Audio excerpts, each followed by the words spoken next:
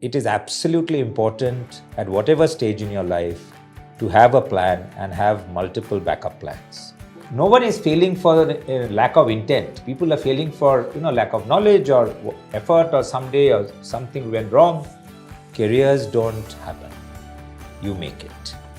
There is a desire, and then there is a reality. After a point, you realize it is never money and never time. Exactly. But the whole journey, what really plays up is your ability to handle your ego. There are two E's that have impacted or does play a very strong role in everyone's life. It is about ego and it is about expectation. So those who've not had setbacks, Everybody has, just that they don't recognize it.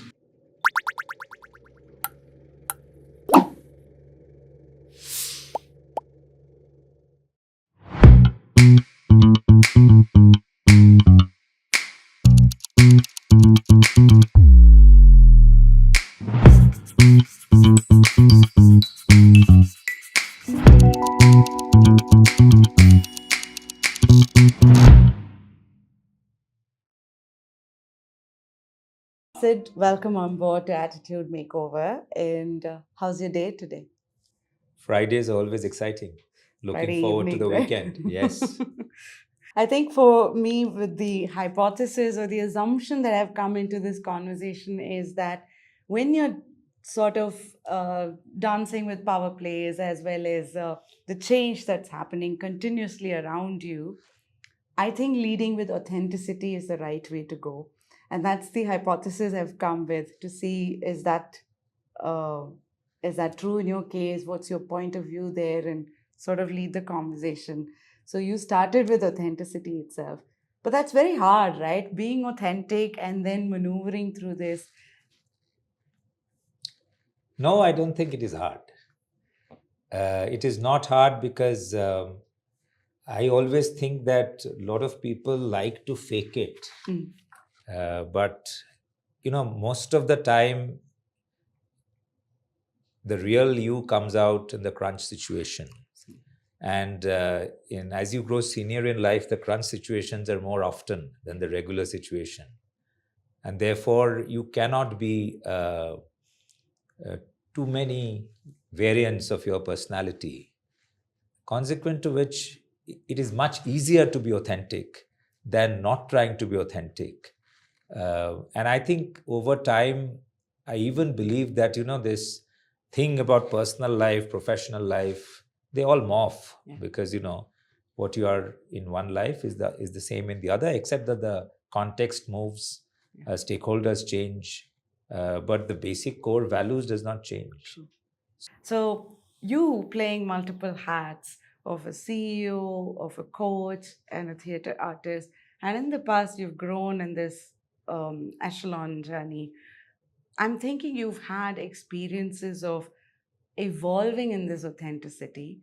I'd like you to sort of give me an anecdotal reference of two hats that you've worn. One is of yourself. So, if I understood it right, I think you're talking about evolving the authenticity over time. I would slightly paraphrase it to say evolving the personality. Oh, absolutely. And I believe that my authenticity bar never changed because as a person I evolved. People saw a very different me over different decades.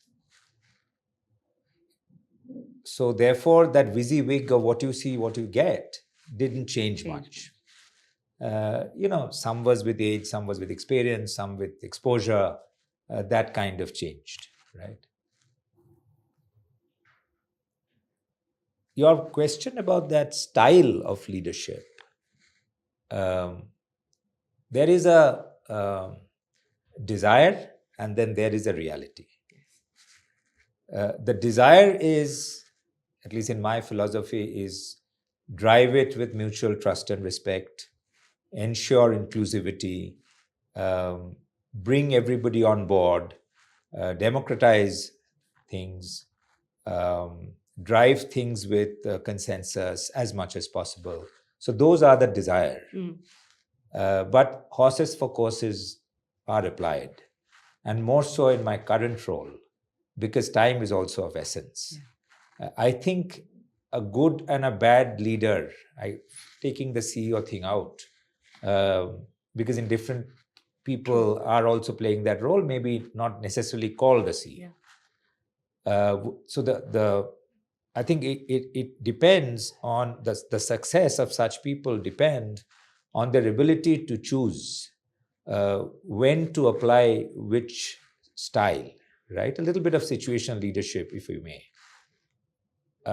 My take on that has been that wherever I could actually judiciously put that thing in front to say, now this particular topic, you should not rush and you should deliberate. You need spend that time and get the inputs and the views. And there are certain topics which you should not do. And if you get into that, that's the choice, I think, which is a very important choice for people to make. Are there situations where you need to be decisive, have an opinion, and say this is the way you want to do it, versus this collective, inclusive way of going through? It takes me to a very simple exercise that all of us have done in the corporate world, which is about interviewing and selecting a candidate. In interviews, you would see 90% of the time people decide in the first 30 seconds. Right? After that, you're just collecting data to support your view, either to accept or reject. That's again which I found that I changed, and very similar to your point of you start with a decision, but then with data points, you may move. Similarly, in these kind of conversations, you may come in with a thought, but then some inputs makes you go differently, maybe entirely in the other spectrum or sometimes.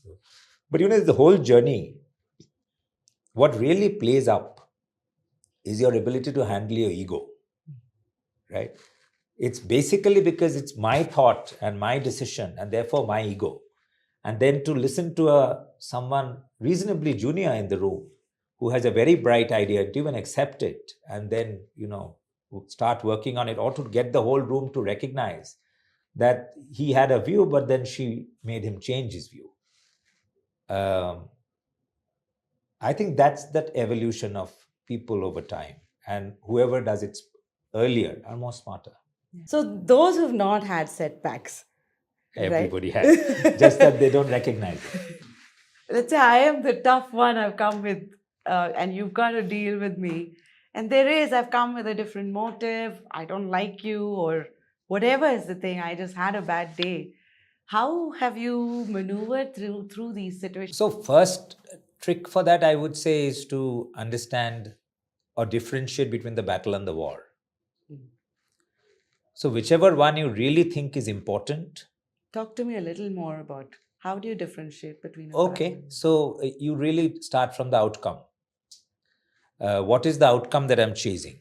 And is this difference of opinion will have a terrific impact on the outcome or not? So if it is not going to be, then you will probably lose that battle, right? Without losing your identity, but you don't mind losing the battle. But if this is a really important outcome for you or for your company or for your community, whatever, in that case, the starting point is better to know to what extent you can negotiate and compromise. That's for internally to know, right? So you sit on the negotiating table with that premise and understanding.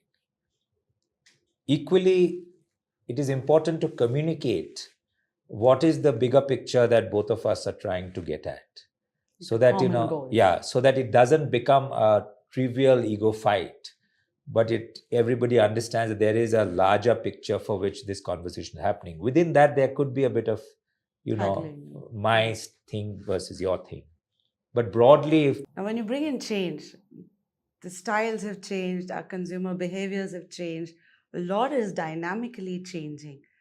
When you bring in that, does this change? Does this premise that we just spoke about change? Or does it add more weight, or does it complicate the whole thing? Surely, it does complicate for sure. Because immediately what people see, as we know, no one is comfortable with change. So the immediate reaction is, what's in it for me? And it is very important to know beforehand, whenever this conversation is happening, to understand or to articulate what's in it for me to the other person.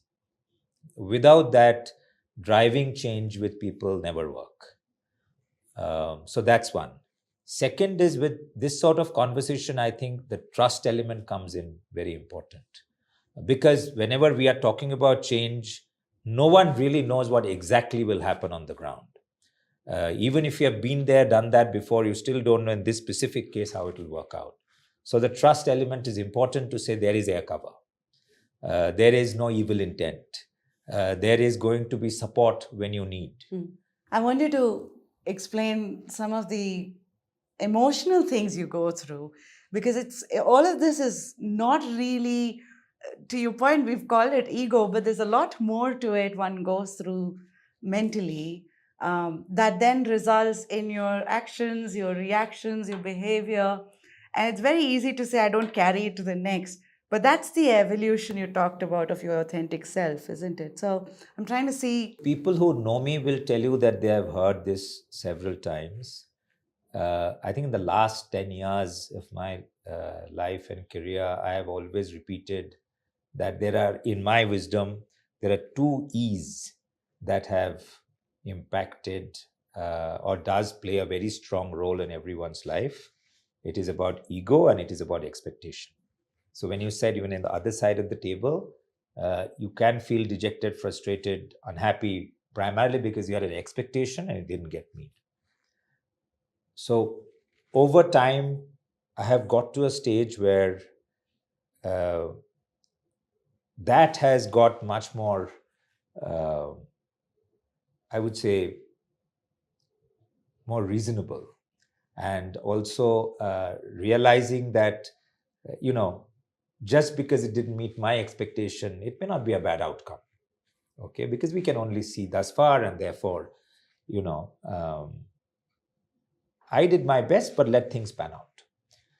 What you're also saying is being aware of your expectations and realistic about it, and also being aware of what alternate paths are options that could come out of this, or opportunities could come out of this. Being aware of that as well. That's a lot of work and preparation that you go into for something like this, isn't it? So another of my favorite conversation with youngsters is when I talk about careers, is careers don't happen. You make it. And careers, you can make it with a definite plan and various plan B and plan C, just like you alluded to right now. Hence, it is absolutely important at whatever stage in your life to have a plan and have multiple backup plans, or even be open to other plans. I won't even call them backup, because when you say backup, people think it's two notches below. It is alternate plans, right? Because one will work, one will not work, but you need to be. But end of the day, there's a certain outcome you're chasing. So, for example, But when you work abroad and you come back, there's a stark, glaring difference you see in how it's dealt with. Like it's dealt differently with customers from Germany to the US to Japan to customers from India. What's your experience over there? Has that evolved? You see, very interesting, because this part I think I'm learning every day, even now, right? And more so because not just cross cultural, but I think this element comes in also depending on uh, exposure of that same culture or the same nationality of people. So, example being, I have dealt and I worked with a transnational Swiss bank for several years. And I now work with our Swiss partner company, which is much smaller, but it's a product company.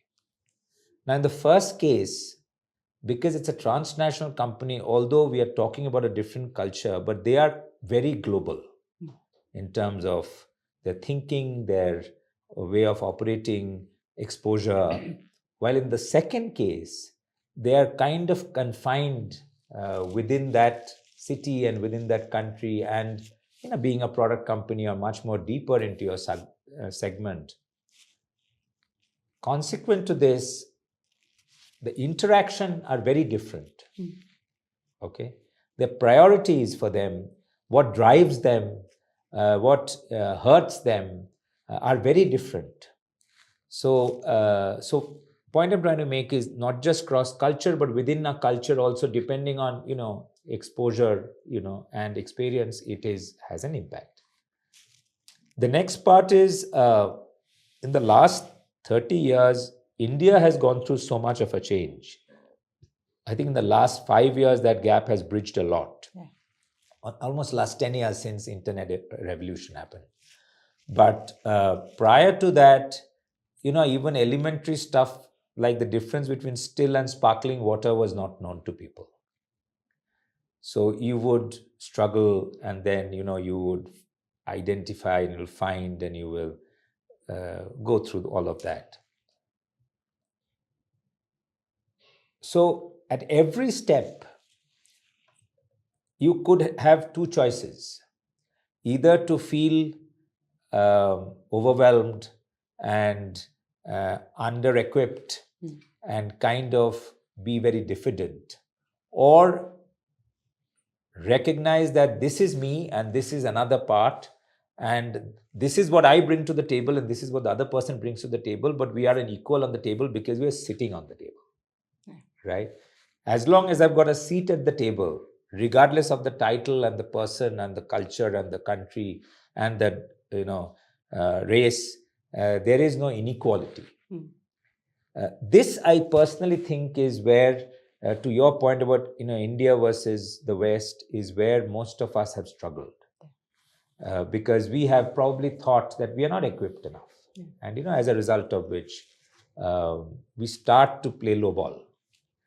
So that to me was a big learning very early, and I think I will go back to that same ego point, right? In many cases, people almost forget the real topic on which the debate started, or on which people are having a difference of opinion. It comes down to being prevalent. And if I'm not being able to prevail, then there's something dramatically wrong and I must do everything for it. And it's almost like, who will have the last email on the topic, or who is leaving the room with the last word. And till somebody else relents, I'm not going to give up. This, I think, is really going up the maturity curve, right? It's a bit like also the thing about title play that you do. There was an American colleague I worked with who put it very succinctly, saying every time we used to go through the performance appraisal, he would say there are only three levers that you have. There is increment, there is bonus, and there is title. And I will never give all three to somebody in 1 year. I will always give one to them in 1 year. So either a good increment, no good bonus, or the title, and that year you don't get a big increment. That sort of stuff, right? So it's choosing it again, and playing with that. But I don't think it is. I think it's not fair to assume that you will never be impacted personally and you will never indulge in some of this stuff. We are all humans and we will be. But I think it's very good to constantly introspect and do a rain check, at least at the end of it, and see, did I somewhere overstep or really become trivialized the whole thing? Yeah. I want to now take you to the second avatar you have, which is the theater artist. I think theater is one space where you take off your mask, and this is me dramatizing theater, I think, because I love theater, but I'm more a spectator, not a stage person. But I feel, I'm thinking, having engaged in theater for decades together now, you would have had built a perspective about this through your theater roles as well? Or am I way off? I would probably dwell a little bit on a few assumptions that you or other people may have. So, how do you look at a good actor? I can relate with the emotions and the pain and or the happiness or the feelings that he or she is going through. So, it's basically when a person is in the character. Yeah. And therefore, good actors are one who can get into various characters. In one play, you are a businessman, and the other you could be a lawyer, and the third you could be a downtrodden, salaried, lowly caste people. So all of that stuff, right? But in every role, you're good if you can actually convince the audience that that is how you are. It's not about somebody who can do a lot of drama. But when typically that's how people think, oh, this person can enact so much and can cry immediately and then get into a laughter and then do this, and that's all drama. That's not great acting. So all the real thespians, if you see, they've always been ones who could get into the character so well. Pretty elementary, but that's what it is. So now, in order to get into a character, you still have to come back to authenticity. So I still think that authenticity, you cannot move away even there. Because unlike movies, in theater, as we know, you don't get a second chance. Yeah. So even for 10 seconds, right, if we ever think of something else on the stage, believe you me, the audience can know. And I have got feedback that, I think you were slightly distracted. Yes. That's why in theater, you don't want people to make a noise or pick up the mobile phone or do this, right? And if it happens, we actually tell back to the audience while acting, saying, do you mind switching off? Because it does hurt you and distract you completely. Yeah. So it's very much in the moment, therefore total authenticity, right? You cannot go out. And in our, I think in good leadership roles also, you see people, they don't fall sick, they are never not available, they are not tired, they are just, always switched on. They can get from one place to another, they can travel like crazy. Why? Because they're just driven by a very different force. Yeah. If they have to sit back and think, oh, this is me, now I have to do this, and this is different. So it's a lot of integration of work and play and life and everything. It's not separate compartments, just one compartment, and everything is happening within that. In fact, I would probably take this opportunity to talk to you about two things which I learned in theater and which I took back to corporate. One is I realized that, in theater, you are as good as your co-actor. In theater, actually, you remember a good play based on the lowest common denominator. The person on that stage who performed the worst is the benchmark of the play, right? So therefore, all of us are ensuring that we are supporting each other, because finally, the output is not about one guy or one lady stealing the show, but it's about the composite effort was good. That's exactly what a corporate goal is, right? You finally need even to the last scene, the last music. No one is wrapping up or moving. They're all making sure everything gets done. This is one big takeaway. The second takeaway is what we don't see. And in one of the plays only, I had a very small role, and I was part of the production support. And I realized, while I've always seen that, but I've done a reasonably large role and I didn't get that opportunity. And I used to think it happens. But there I realized that actually this production support is so crucial, right? To ensure the prop is in the right place, to ensure, somebody's, moving the furniture rightly. When you're getting into the scene, you have the table in the right place to put it, because you're almost acting like, spontaneously, right? It will happen because, everything has to be there. Yeah. And there are a whole bunch of people at the back end who are doing all of that, who have no real glory. When the curtain call happens, while they are called, but people hardly know who did what there. It's just those 3 or 4, actors or actresses who get all the glory. But without those people, you could have done nothing, right? So that contribution happens everywhere in organizations to a large extent. right? These are the people who are unsung actors. And I think that these are two things that I really took away from theater, in making sure that you recognize these people all the time, and the system works because of them. That brilliant one sales deal happened because of maybe two individuals, but the 90% of the deals or the system or the transactions are going on because of all of these people who come and do their job religiously, diligently, with no one asking them. So hero culture has not really stood well for anybody beyond a point, especially if you're building an organization of resilience and sustainability. Yeah. Sid, one question here I want to ask is, have you been hit by the flip side of this whole intricate dance? Have you experienced the flip side of it? What did you go through? Yeah, various times actually. Being outspoken, sometimes trying to fight for a cause, sometimes being a little bit more upfront than you ought to be. Mm. In poker, there is this rule that you fold when you're dealt with bad cards.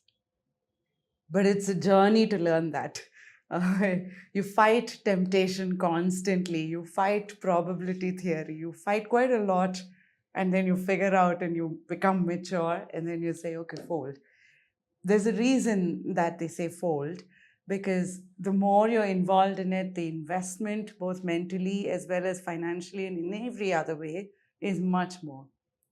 Are there rules or, I won't say rules, but here are some outline principles I would sort of evaluate to say, okay, this is where you're out of it? I think difficult in the early days of your career, because you're yourself not very sorted and centered, and you do not know what you're really looking for. But later part of the life, it's much easier to know, what to go for and what not to. And it's a classical conversation about battle versus war. So you are supposed to drop many battles, and actually, in the long run, it will give you more happiness than trying to win that one. So you will let it be. But yes, folding the cards are important. In fact, in poker, if you really have bad luck, then You don't play on tilt. you'll play on very good cards, and then somebody will have better cards, right? Yeah. That's the day you really lose. Yeah. You don't lose when you pack up very often. Yeah. So that's So the other rule, it right? Don't resonates play with on me. tilt. Yeah. Yeah. Yeah. Uh, I want to ask you, can the same analogy be applied? We started off with leading with authentic self, applies not just to the professional side, but your personal side as well. Does the same analogy apply there as well? With parents, with spouses, with friend circles, with your social communities? Does it apply there? Yeah, I think the most unpopular people are usually the one who are trying to have the last word, right? And I think it was Mark Twain who said that he once visited a friend's party where he knew no one. And the host said that, look, I will give you company, just be there for some time and I will catch up with you. And the host also got busy. So when Mark Twain was leaving the party, the host actually called him and said, I'm very sorry I couldn't spend time with you, but I know you had a fantastic time, because most people who left the party told me that what a wonderful guy was there. And Mark Twain said, because I didn't know anybody, I didn't have much conversation at all. It was just that because I was listening, everybody thought that, I'm a wonderful conversationalist, so to say.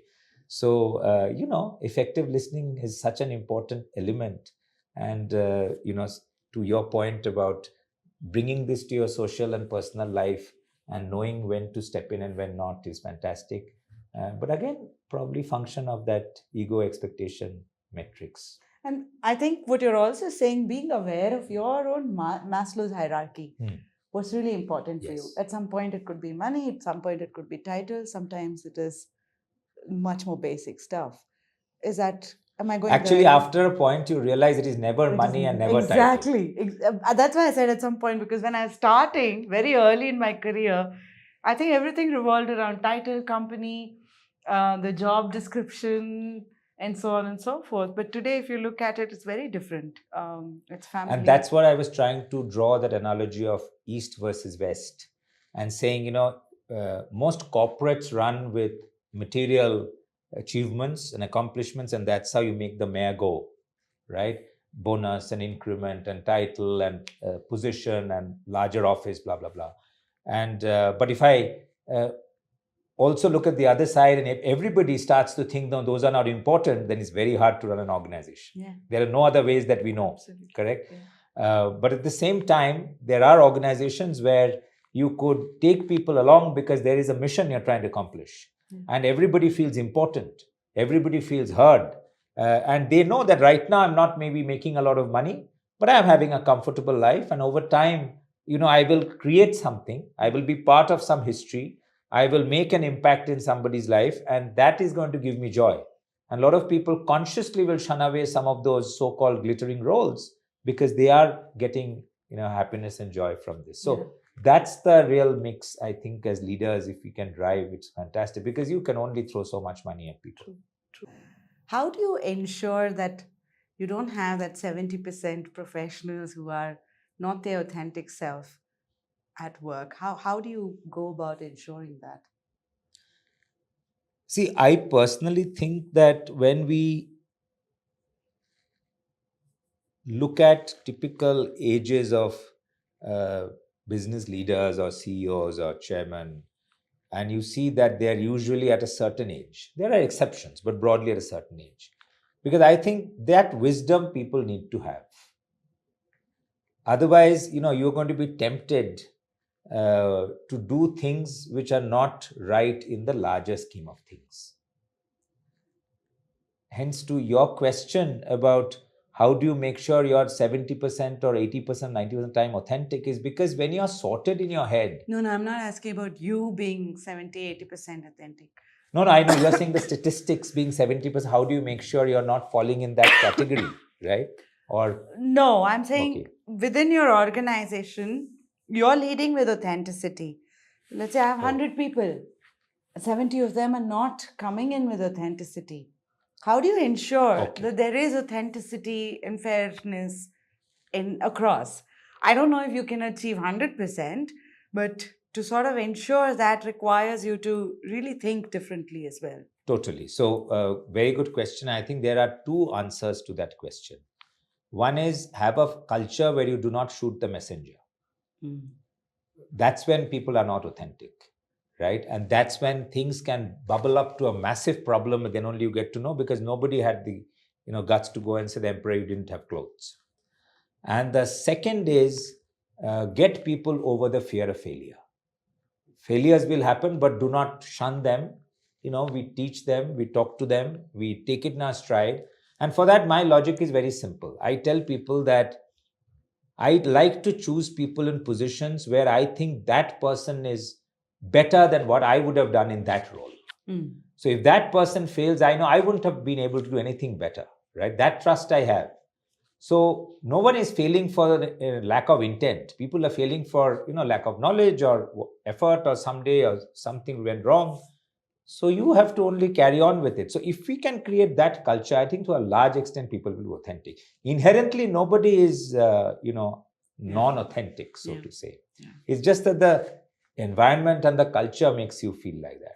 But I think you earlier mentioned about this, that you believe there's a certain experience or an age of sorts or a wisdom of sorts that fits into each level as you lead an organization. But if you actually see India and the startup culture of India, those numbers are like really big today. And which means that there are a lot of youngsters, as young as even in their early 20s, taking on these roles. And as they grow, you're getting in, people seasoned from multinationals to come and become the CEOs. Having run this small entity myself, I know the challenges of just this entity. That's a larger, high energy, many things can go wrong in that space. What are some of the things that one experiences over there as challenges? So, when I was much younger, I read John Scully's Pepsi to Apple book. Oh. And I had no idea that one day I will go through that. Okay. So, the story. He came from Pepsi. Steve Jobs was very young and they had fallout as well. Steve Jobs left and came back, whatever. I'm not getting into that. But I think it tells you that there is a best of breed possible. Yeah. Right? But mostly it doesn't happen. Yeah. And that's because of the cultural clash. Because we don't respect each other as much. I think it's important to understand that an entrepreneur has built an organization and brought it to a certain stage, which most professionals would not have been able to do. Yeah. Right? So do give that respect and understand how and what worked. And do not overnight shun everything and say, look, here are the best practices I'm bringing from these Fortune 500 companies and this must come in. Most of them will actually not work. Yeah. Right? So that respect is important from the professional standpoint to say, yes, I've been brought in to bring in some practices, but not at the cost of disregarding what has worked. True. And equally from the entrepreneur side, I think the biggest challenge they go through is to let go. When you build something like a baby for 15, 16, 20 years, to get somebody to come and do things in a different way, when many times that this is not the right way, this person will fail, how do you let that person fail? Or how do you wait for that to unfold? And sometimes it works better, sometimes it doesn't. So how does the entrepreneur deal with it as well?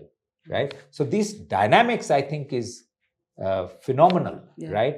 And very difficult to teach. But I think what works over there is for two people to have an open mind, have basic respect for each other, and say, broadly they are on the right lines of what they're doing, and very, very clear understanding of the intent and no doubt on that. If there's a doubt on the intent, then this will never work. Yeah, yeah. It's a little bit like a marriage almost. Here's my question I always ask my guests. Do you have a set of mantras as you've grown to become who you are today? And it's like... Not a set, but one, probably. Okay. My mother taught me when I was very young, and I still do it every morning when I get up, which is to say that when I lead the whole day today, I must make sure that I do good to people. That's the only mantra I do. There is nothing else. But to me, that is important. And everything that I do, I try to do a quick rain check. That am I doing it for someone's good or for the greater good? Or for, at some point, it has to be somebody's good. It cannot be just because I didn't like somebody and I'm doing something with an evil intent. That is not the way to lead my life. So that's my only mantra I have. I love it. What does attitude makeover mean to you? You've gone through this conversation. We've had a couple of... I think it means to me that you're teaching people how to be successful in a smarter way. I always tell people that you can get success with hard work or smart work. And smart people are those who learn from others' mistakes. Yeah. Hard work are people who learn from their own mistake. I think in attitude makeover, you're making sure they're learning from other people's. Yeah. Good and bad, both. Yeah. And it's a terrific thing to do. And I think today's world, people get that opportunity because of podcast and YouTube and others. And people make the most of it also, I see. Yeah. So you're doing a great service.